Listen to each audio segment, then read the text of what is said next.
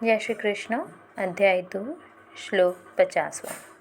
बुद्धि युक्त जहातिह उभे सुकृत दुष्कृत तस्माद योगाय युजस्सेव योग कर्मशु कौशल। अर्थात जो व्यक्ति समझदारी से बिना किसी अटैचमेंट के अपना काम करता है वह इसी जीवन में अच्छे और बुरे दोनों प्रकार के कर्मों के फल से मुक्त हो जाता है। इसीलिए हमें योग से जुड़ने की कोशिश करनी चाहिए, क्योंकि योग का मतलब है सही चेतना के साथ कुशलता से कार्य करना। आइए आज हम इस दो श्लोक का अर्थ एक छोटी सी स्टोरी से समझते हैं। कैसे हम अगर अपने काम से डिटैच हो जाएं, अपने कर्म के फल से डिटैच, कर्म से नहीं, कर्म के फल से डिटैच हो जाएं, तो हम कैसे बेहतर कर सकते हैं। छोटी सी एक स्टोरी। एक ईमानदार सर्जन रोज़ मरीजों का ऑपरेशन करता है। वह अपने चाकू से शरीर को काटता है, लेकिन उसका उद्देश्य केवल उपचार होता है। वह पूरी एकाग्रता और संभाव से अपना कर्तव्य निभाता है। उसे इस बात से फ़र्क नहीं पड़ता कि मरीज जीवित रहेगा या नहीं, क्योंकि वह अपनी क्षमता से निस्वार्थ भाव से काम कर रहा है।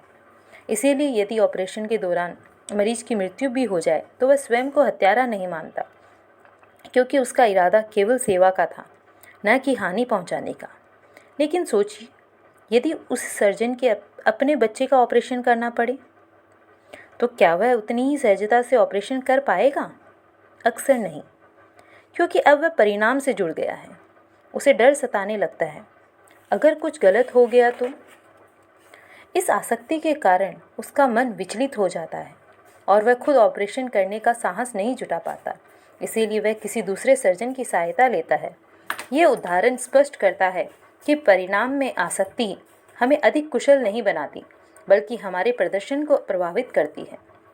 इसके विपरीत जब हम बिना आसक्ति के काम करते हैं तो हम बिना डर, तनाव, घबराहट या अत्यधिक उत्साह के अपनी पूरी क्षमता से कार्य कर पाते हैं। अर्जुन का उदाहरण भी यही सिखाता है। भागवत गीता सुनने से पहले अर्जुन युद्ध इसीलिए करना चाहता था क्योंकि वह राज्य जीतना चाहता था। लेकिन श्री कृष्ण का उपदेश सुनने के बाद वह युद्ध को अपना कर्तव्य समझकर कर रहे थे। फल की आसक्ति छोड़ने से उनकी क्षमता कम नहीं हुई, बल्कि वह अधिक प्रेरणा के साथ युद्ध करने लगे। निष्कर्ष, फल की चिंता छोड़कर किया गया कर्म हमारी क्षमता को कम नहीं करता, बल्कि उसे और निखार देता है। यही है कर्म योग का सच्चा अर्थ। योग कर्मशु कौशलम।